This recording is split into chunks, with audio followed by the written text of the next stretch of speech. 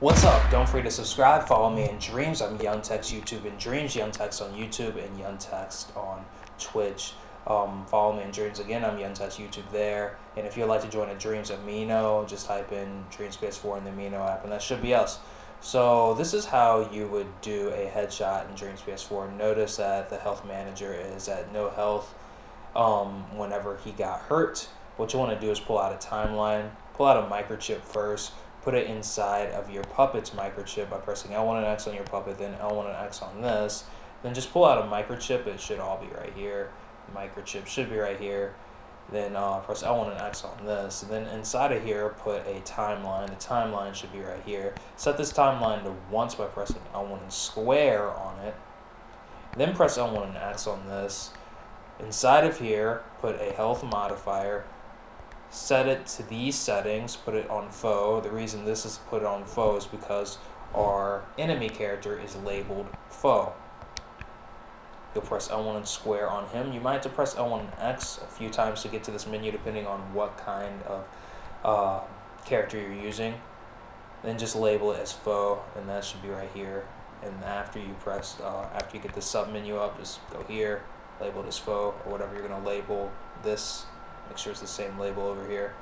Make sure these are on. Then what you want to do after you've done that, with your health modifier, make it really tiny and in the center of your character like this.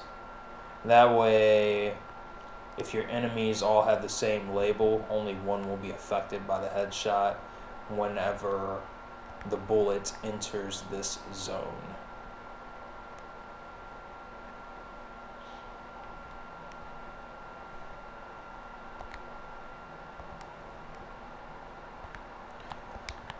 Next, put however much damage you want it to do. And you can do this with all the limbs, so like if you want some kind of dead space effect, you can do that, or if you want weak spots for your bosses, that's basically this tutorial. You could mess around with how much damage you want it to do, all that stuff.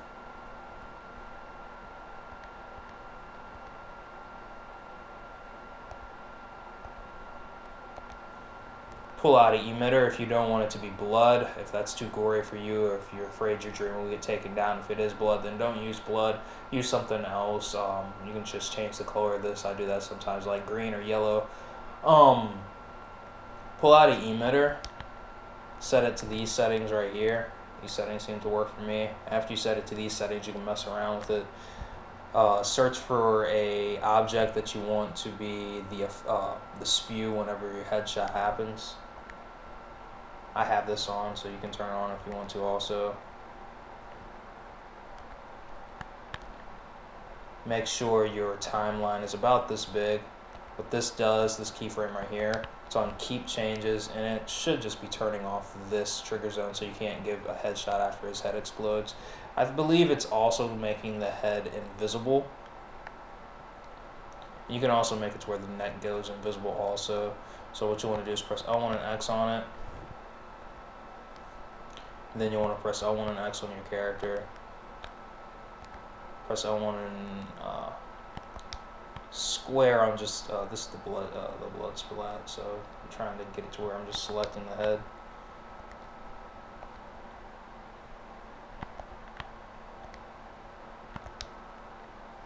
There we go. It should just say sculpture up here if you have the head just selected. Then turn this invisible just by clicking it. Then turn the neck invisible if you want to.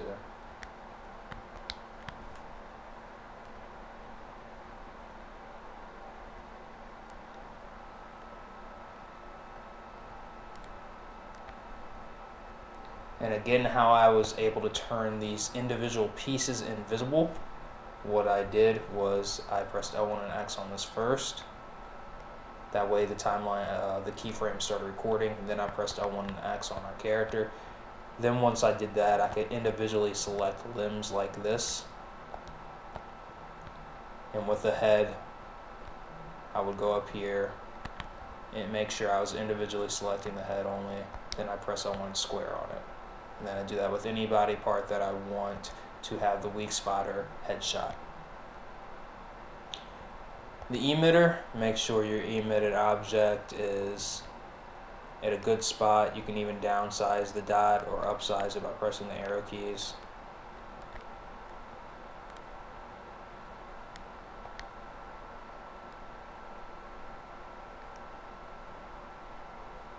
And again, make sure this keyframe turns this trigger zone off. So let's talk about the trigger zone. This trigger zone,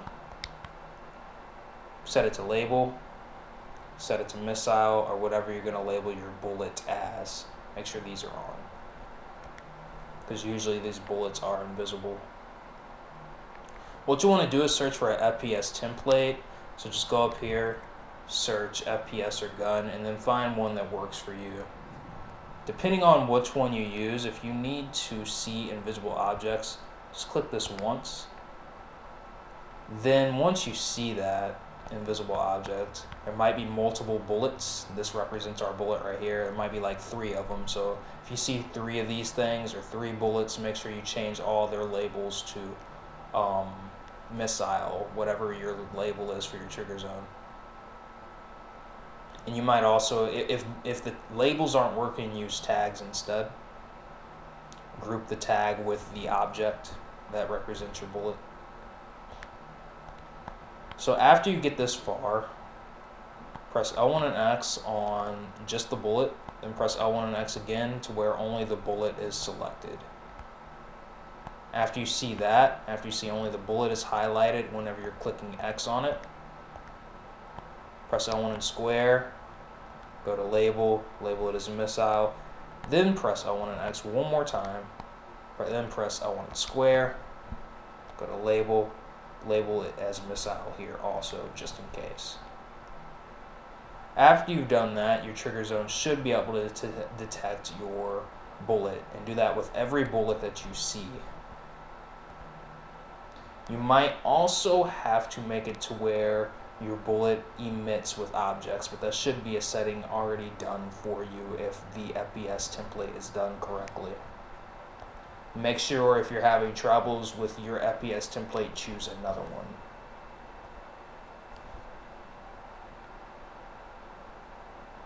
And that should be all there is to it. The only thing I would say now is that whenever you have no more health, what you want to do is make an animation to where your enemy falls down and dies and doesn't move anymore. What you would want to do for that, it's just an animation tutorial. No more health, put this in here, then pull out a keyframe. With this keyframe, upsize this to however long your duration for your death animation is going to be. Then press O1 and square on the blue puppet that is your enemy. Go here, go exactly where I'm going. Turn these 2 things off. These will interfere with your death animations. You'll also want to make sure auto look is off. I usually turn that off at the beginning of the game, as well as turn this down also. It can interfere with a lot of things.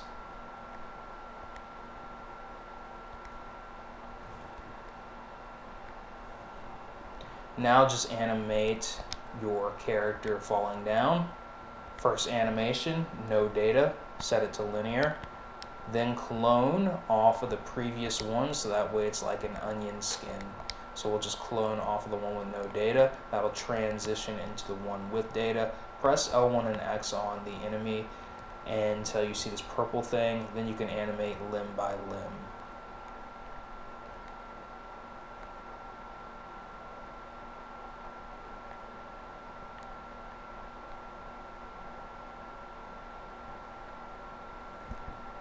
And you can mess with this however much you want to. If you want to add more to it, just add more to it. Just clone off the previous one you did. So that way it works as an onion skin effect to where you can keep on animating.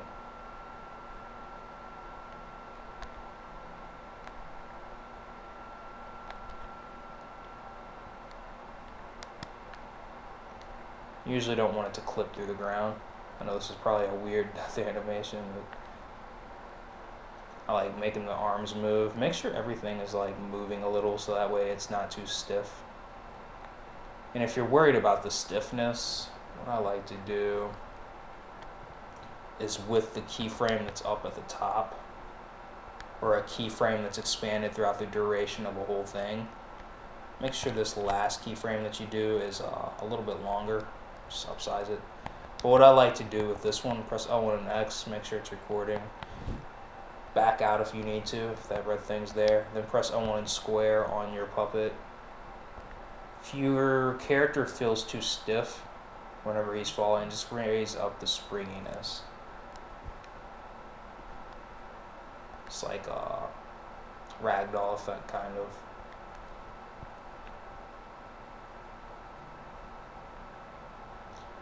At the end of this animation, make sure it's set to once. Pull out a destroyer. Place it inside of here. On end trigger, destroyer. This will destroy our enemy to where he won't do anything else. Inside of the timeline, press L1 and X on the keyframe that's up at the top. Make it to where all of these microchips are disabled. The follower behavior specifically. Jump animation also. Poses as well. And this one you usually don't have to, but let's just do it anyway. Next, what we're going to do, still recording with that same keyframe, we're going to turn down the run speed and the walk speed. We'll even turn off the puppet interface.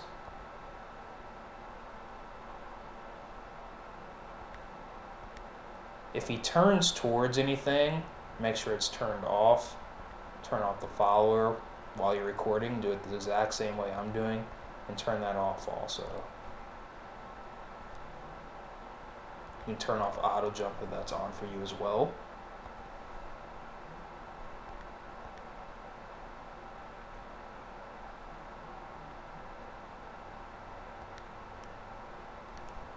And this should be it. This should be it. Let's rewind everything.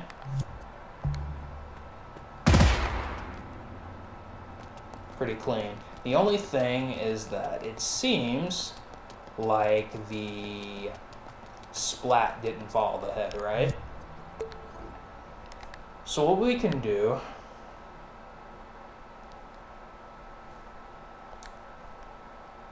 is a few things, because this object really doesn't need to be emitted.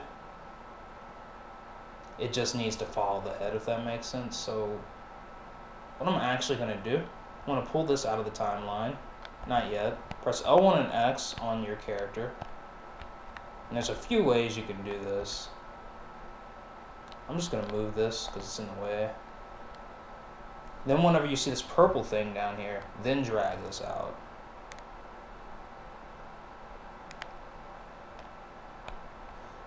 Next, what you want to do is click the head and the emitter. Again, this should work. It might not work. Group it together like I just did. Then press L1 and X on your head. Press L1 and square on this. You'll see a dot. Move this dot and press up if you need to. Next, what we're going to do is power this off. We're going to have this keyframe power this on.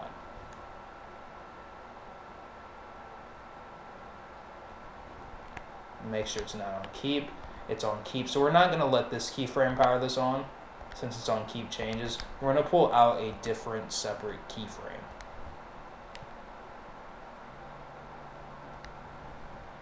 Power on. And that should make it to where this only emits once and it follows the head while it's falling down. It should.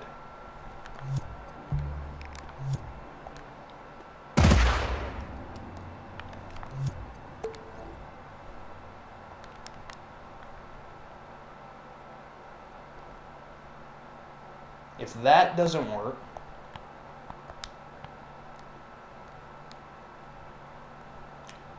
set this to recycle objects.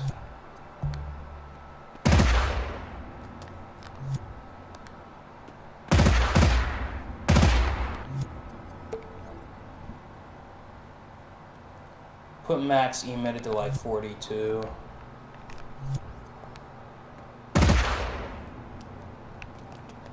And that seems like that's working. We'll raise it from 42 or lower it from 42 to like 4, maybe 5. That's one way you could do it. I would say I'm going to change this to like this. And then inside of here, I'm going to pull out a action recorder. I'm going to upsize the well, no, I'm not. I'm not going to upsize it. With the action recorder recording, I'm just going to make this to where it turns. You might not see it turning, but it did turn. After it's done recording, do that. And I'm just going to test this out. This might not work the way I want it to. You might have to go up here and press travel. I want it to only play once, and you don't want it to be too long either. You don't necessarily want it to keep changes. That's a lot better. So yeah, that's how you do that.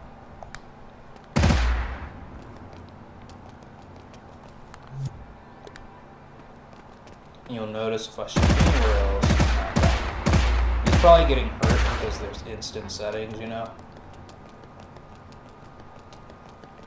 Pre-rendered with a bullet. But this is indeed how you do this.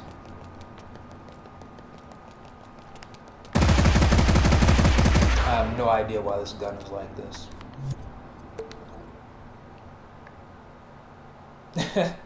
Alright guys, peace out. Don't forget to subscribe, follow in Dreams, join the Dreams Amino, all that great stuff. And look out for my game Polybius. I should have more tutorials on it, or not tutorials, more videos on Polybius. I wanted to like include that in this video, but I think this video is actually going to be longer than I thought it'd be. I thought this was like going to be a 5-minute video. There's extra stuff to it, if that makes sense. Alright guys, peace.